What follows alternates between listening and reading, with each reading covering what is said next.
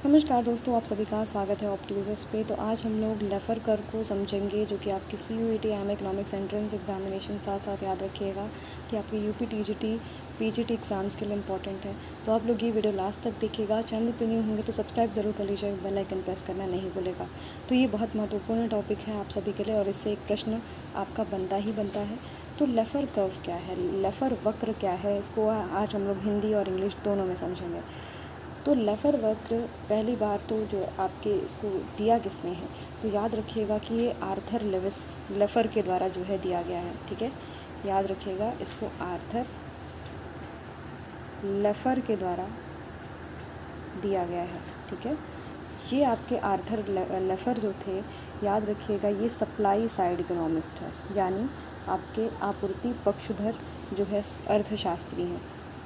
Okay, supply side economist है। और इन्होंने कहा है कि अगर, जैसे आप सभी को पता है कि जब जो आपका लेफ़र कर्व बेसिकली होता है, यहाँ पर हम किसके किसके बीच में संबंध देखते हैं, तो कर के दरों और राजस्व।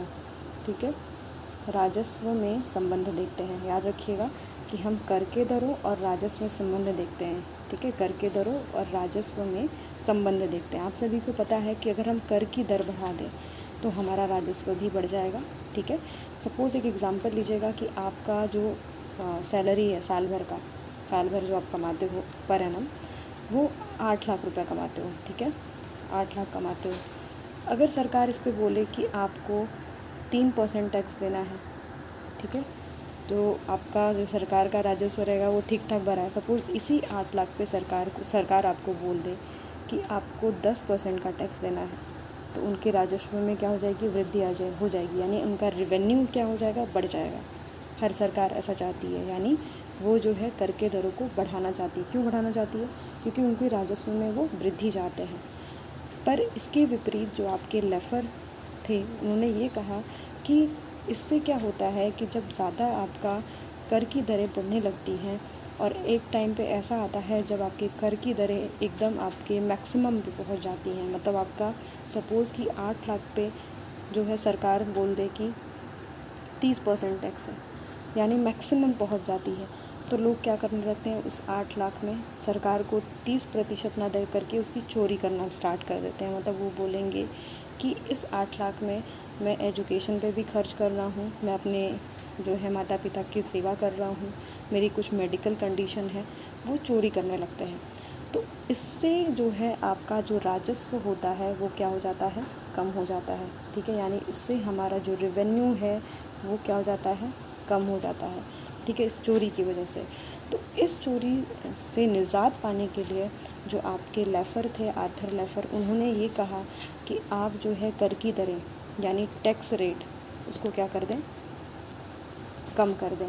ठीक है, जिससे कि आपका रेवेन्यू क्या हो जाएगा, बढ़ जाएगा। ठीक है, जिससे आपका जो रेवेन्यू है, यानी आपका राजस्व है, वो क्या हो जाएगा, बढ़ जाएगा। ठीक है, अब हम इसको ज़रा एक बार ग्राफिकली समझते हैं। तो पहले हम इसको देख लेते हैं, लेफ़र वक्र क्या है।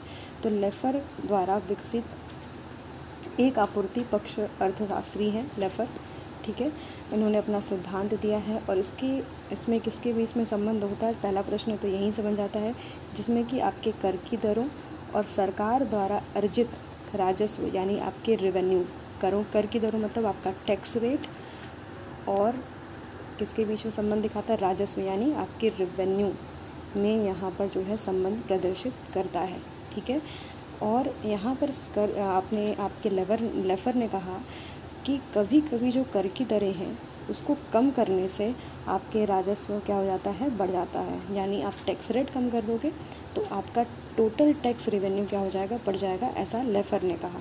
ठीक है, यानी Laffer curve is a theory formalized supply side economist, यानी आपका जो आर्थर लेफ़र है वो बेसिकली जो है आपका सप्लाई साइड इकोनॉमिस्ट है।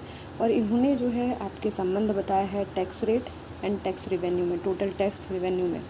यानी टैक्स जब बढ़ता है तो रेवेन्यू बढ़ता है, टैक्स घट जाता है तो आपका रेवेन्यू भी घट जाता है।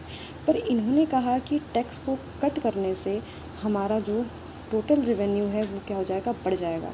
ठीक है, इन्होंने इस तरीके से समझाया।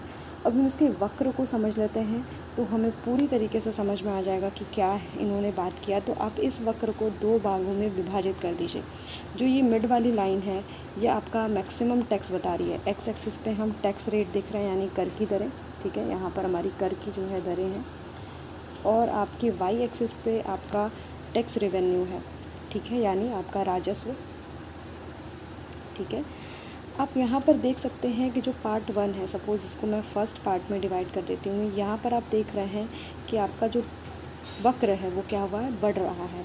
यानी जैसे जैसे आप टैक्स बढ़ाएंगे आपका जो, आप इस तरीके से समझो, जो फर्स्ट पार्ट है यहाँ पर आपका जैसे जैसे हमारा टैक्स बढ़ रहा है, ठीक है, टैक्स सपोज़ बढ़ के आपका 1% हो गया है ना, टैक्स है आपका 1% यहाँ पर। अभी हमारा टैक्स बढ़ गया, टैक्स बढ़ के हमारा 2% हो गया। अब 2% पे हमारा रेवेन्यू भी बढ़ गया है ना, पहले हम 2% रेवेन्यू जनरेट कर पाए तो 4% कर पाएंगे। ऐसे ही आपका धीरे धीरे जो है टैक्स बढ़ाएंगे तो आपका जो है रेवेन्यू भी बढ़ते जाएगा। यानी जैसे जैसे आप कर की दरें बढ़ाते जाएंगे आपका राजस्व भी क्या होगा, बढ़ते जाएगा। और एक टाइम ऐसा आएगा कि जो टैक्स रेट है वो मैक्सिमम पे पहुंच जाएगा और आपका राजस्व भी बढ़ जाएगा काफ़ी ज़्यादा। तो हर सरकार जो है पॉइंट टी को चूज़ करना चाहेगी।